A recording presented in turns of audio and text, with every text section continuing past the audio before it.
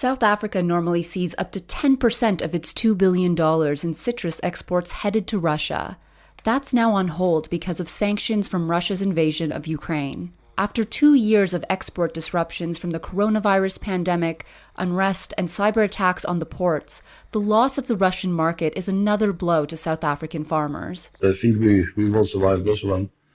But yeah, it's going to be a tough year. And although demand is growing in the current markets, it's not going that fast or rapidly that it can absorb this.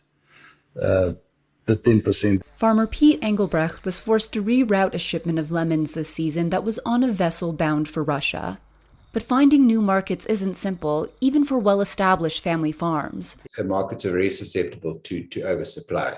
And because the product obviously can't be stored for any length of time, if there's too much in the market, it either has to be seriously discounted to move the fruit quicker, or it just wastes eventually. Russia's war on Ukraine has also pushed up production costs with effects beyond the current season. A lot of our fertilizer and a lot of our fuel is also from Russia and Ukraine. So that is, although it already is, in some cases it doubled, in some cases it tripled. I think it will have more of an effect in the coming few months, so yes. Meanwhile, rising fuel costs are hitting all areas of South Africa's transportation and trade. Economists warn that will have a longer-term effect on the economy, mainly for consumers and the poor who spend most of their income on food. You're going to see inflation going through the roof.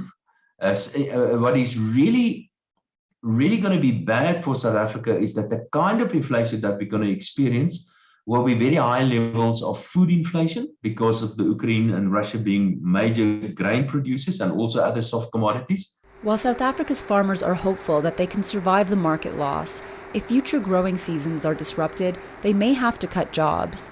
With South Africa's unemployment rate hitting a record 35%, the citrus industry's 120,000 workers want to see a recovery soon so their jobs won't be at risk.